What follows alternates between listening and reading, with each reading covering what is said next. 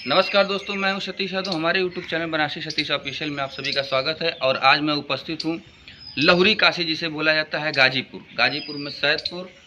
और सैदपुर में इस समय मैं ऐसी तपोभूमि पर उपस्थित हूं जो माँ गंगा के किनार पर बाबा श्यामदास जी का आश्रम है। यहाँ पर इंटा कुटी बहुत ही पावन पवित्र स्थल है यह।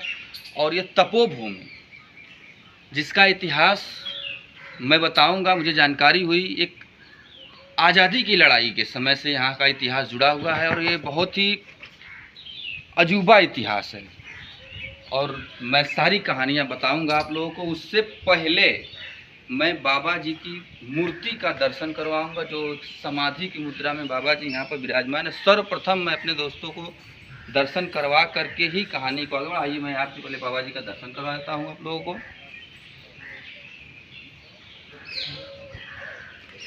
ये है बाबा श्यामदास की मूर्ति, जहाँ पर बाबा जी समाधि लिए हैं और उसी मुद्रा में यहाँ पर उनकी मूर्ति भी बनाई गई है। और ठीक बाबा जी के बगल में उनके गुरु जी की मूर्ति है, जो ये नहीं ऐसे नहीं,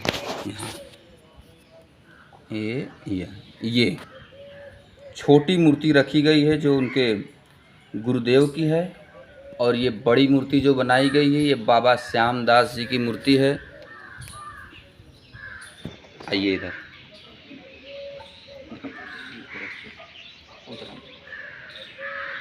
और दोस्तों, मैंने दर्शन करवाया आप सभी को बाबा श्यामदास जी का। इनका इतिहास ऐसा इतिहास है, यदि आज के जनरेशन के लोगों को बताया जाए, पढ़ाया जाए, तो क्रांतिकारी का इतिहास मिलेगा और एक सच्चे संत का इतिहास मिलेगा आपको।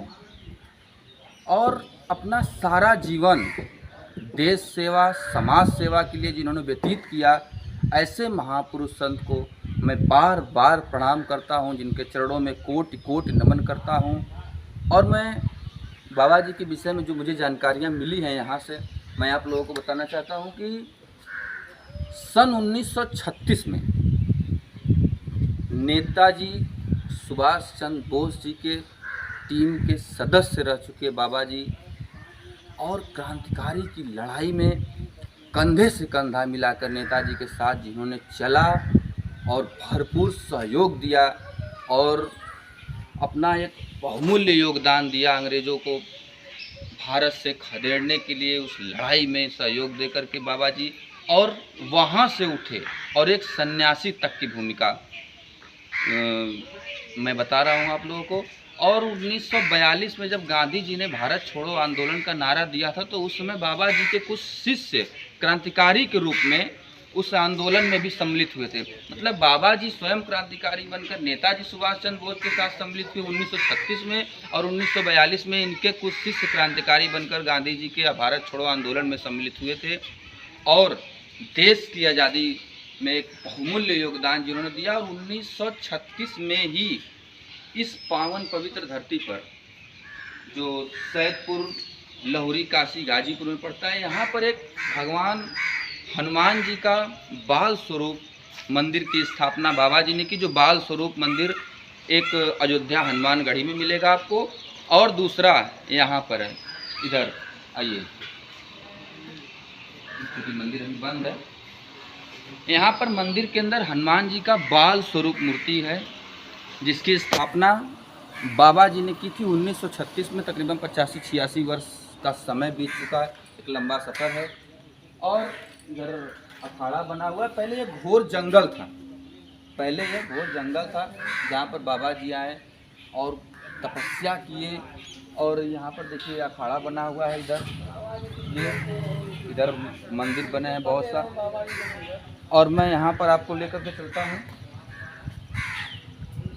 यहाँ पर सृष्टि के रचनाकार ब्रह्मा जी के शिल्पकार विश्वकर्मा जी की भी मूर्ति है, इनका भी मंदिर है। मैं झलक आपको वहाँ पे दिखा देता हूँ। उसके बाद मैं यहाँ पर बात करूँगा यहाँ पर बाबा जी से, जो यहाँ पर पुजारी हैं, पूजा करते हैं।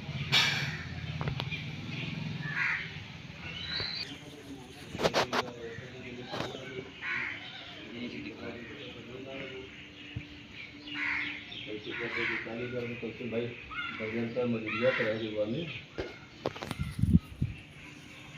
ताले मार के आए आपसे क्या हुआ इसमें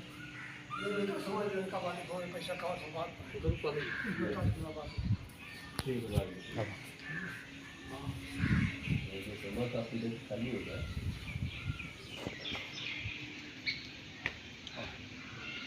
आइए।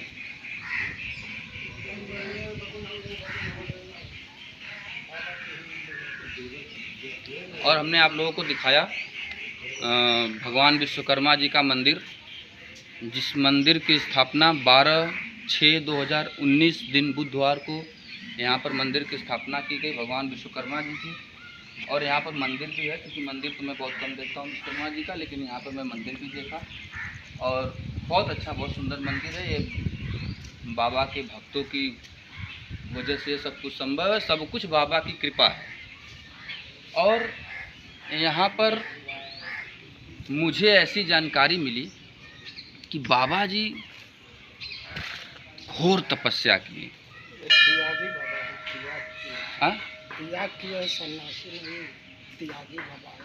और देखिए, आपने बताया कि ये त्यागी बाबा है।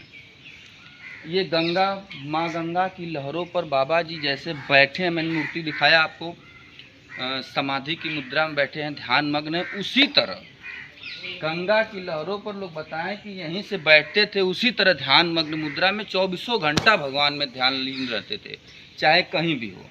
और पैर मोड़कर समाधि की मुद्रा में, ध्यान मुद्रा में बैठते थे और उसी तरह उस पार निकल जाते थे। ये कोई हल्का नहीं है, ये कोई बहुत बड़ा सन्यासी, बहुत बड़ा त्यागी पुरुष ही ऐसा कर सकता है, जो गंगा की लहरों पर ध्यान मग्न मुद्रा में तैरकर उस पार हो जाए। और एक बार की घटना है, यहाँ पर बाबा जी के द्वारा यज्ञ कराया गया था। आइए। और उस यज्ञ में इतनी ज़्यादा भीड़ हुई कि कुछ रसद कम पड़ने लगी, इसे घी तेल वगैरह कम पड़ने लगा। लोगों ने बाबा जी से पूछा कि महाराज जी क्या होगा, घी तेल तो कम पड़ गया। तो महाराज जी ने कहा कि जाओ गंगा से मांग कर लेते आओ। लोग सोचे अरे गंगा जी में कहाँ से घी तेल मिलेगा, वहाँ तो पानी है। महाराज जी ने कहा जाओ लेते आओ, लेकर आओ, और फिर उतना वापस भी करना पड़ेगा। लोग गए और टीने में गंगा जी का पानी, वो चमत्कार देखिएगा, टीने में गंगा जी का पानी भर कर लाते हैं और जिस कढ़ैये में सब्जी पूड़ी छना रही है, सब्जी बन रही है, उसमें डालते हैं, वह पानी घी बन जाता है। ये बाबा का चमत्कार है। गंगा जी में से पानी आता है और कढ़ैया में पड़ता है और घी बन जाता है। तकरीबन 10-12 टीना निकाला गया था पानी, और फिर सुबह उतना ही वापस किया गया था गंगा जी को। ऐसी अद्भुत चमत्कार बाबा जी का यहाँ पर, बहुत सुंदर कथा है यहाँ की। आइए मैं बात करता हूँ यहाँ पर पूजा पाठ करने वाले जो यहाँ पर पुजारी जी हैं, बहुत विगत दिनों से यहाँ पर हैं। सबसे पहले मैं आपको प्रणाम करता हूँ और पहले आपका शुभ नाम जानना चाहता हूँ। और लगे हम यहाँ से लगभग 1995 से जुड़े हुए हैं। 95 से महात्मा जी की सेवा 95 से कर रहे हैं। तब तक इसमें लगभग सैकड़ों महात्मा यहाँ आए, ये सिद्धपीठ पर रंग महल की, और अपना तप किए, भंडारा आदि किए, जिसमें हमारा भरपूर सहयोग हमारा बराबर बना रहता है जी। ये महात्मा वास्तव में बाबा जी जो है शुरू में क्रांतिकारी रूप से नेताजी के गैंग में सन 1936 में फॉरवर्ड ब्लॉक में एक सदस्य के रूप में थे। उसके बाद जहाँ तहाँ अंग्रेज़ों को कठोर नीतियों से लड़ने की पूरी प्रक्रिया नेताजी के साथ इन्होंने किया, और 1936 में ही हमारे इस रंगमहल पर, जो कि पहले जंगल था, एक छोटी सी हनुमान जी की मूर्ति थी। 1936 में आप द्वारा मंदिर हनुमान जी का बनाया गया, जो आज भी बाल रूप के रूप में यहाँ पर विद्यमान है। उस मंदिर की छटा जो है पूरे अपने उत्तर प्रदेश में बाल रूप में 2 ही मंदिर हमारे जानने में है। एक अयोध्या में राम हनुमानगढ़ी का, एक हमारे यहाँ का। और महात्मा जी द्वारा उसके बाद भी जब इन्होंने अपनी क्रांतिकारी से जब एक त्यागी के रूप में आए, उसके बाद भी अपने शिष्यों को क्रांतिकारी के रूप में जोड़ा। 1942 में गांधी जी द्वारा चलाया गया असहयोग आंदोलन में भी इनके शिष्य क्रांतिकारी के रूप में भाग लिए थे। और आप द्वारा जो है समय समय पर आप मूल रूप से अपना निवास उत्तरकाशी उत्तराखंड में निवास करते थे। आपका एक रामगढ़ बनारस में भी एक स्थान है और तीसरा स्थान आपका जो है रंगमहल में, यहाँ पर आप द्वारा एक निर्धारित समय पर तप करना और इन महात्मा जी की जो है दैनिक क्रियाओं कोई देख नहीं पाया। ये कब स्नान करते थे, कब दैनिक क्रिया से निवृत्त होते थे, कोई नहीं जानता था। कोई नहीं। हाँ, ये लगभग 2 बजे के बाद से ही कहा जाता है कि मलयांचल की वायु जब चलती है, जो सूर्योदय की पहली किरण होती है, वो 2 बजे के बाद से ही प्रफुल्लित होने लगती। तो महात्मा भी 2 बजे जाग के अपनी क्रियाकलाओं से लीन होते थे। यहाँ पर लोग 4 बजे के बाद ही आते थे, फल तक कोई इनको देख नहीं पाता था कि ये कब महात्मा जी कब अपना अपनी दैनिक क्रिया आदि क्रियाक्रम करते किया हैं। इन्हें लोग तब के हालत में ही देखते थे, तब की मुद्रा में, ध्यान मग्न। हाँ ध्यान में के मुद्रा में। ये पैदल यात्रा बनारस तक की कर लेते थे और पता नहीं चलता थे कब गए और कब वापस आते थे। एक ही साथ यहाँ से हाँ, बनारस एक पैदल ही ही जाना, साथ कुछ पैदल ही आना। हाँ, कुछ पूर्व भक्तों द्वारा बताया गया था कि एक ही समय पर 2 जगह दिखाई भी देते थे। कहीं उत्तरकाशी में भी दिखाई दिए तो पता चला नहीं रंगमहल में भी है। महात्मा द्वारा जो है जल प्रकीर्णन से प्रक्रिया की जाती, जिसमें आदमी बैठकर जो है जल में बैठकर एक जगह से दूसरी जगह तक जाता था। ये भी महात्मा जी के अंदर शक्ति थी। तो कुल मिला जुला के ऐसे सिद्ध महात्मा और सिद्ध पुरुष जो कि एक क्रांतिकारी के रूप में आए और उन्होंने अपना पूरा जीवन एक त्यागी सन्यासी के रूप में व्यतीत किया, लोगों की सेवा की, लोगों को धर्मार्थ सिखाया और शोषण के प्रति अपने विचारों को उन्होंने रखा।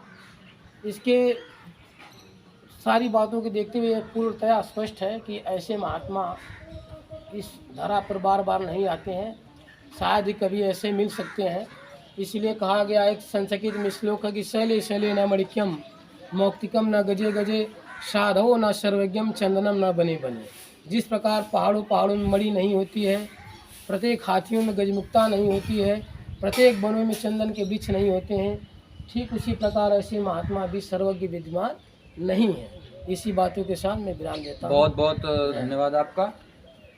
और देखिए कितनी अच्छी बात इन्होंने बताई है कि ऐसे महात्मा मिलना बहुत मुश्किल और सत्य है, जिन्होंने अपना पूरा जीवन एक योगी की भांति, एक तपस्वी की भांति बिताया। चाहे वो आज़ादी के लड़ाई में सहयोग दिए हों, वो भी कोई हल्की बात नहीं, वो भी एक योगी का काम था।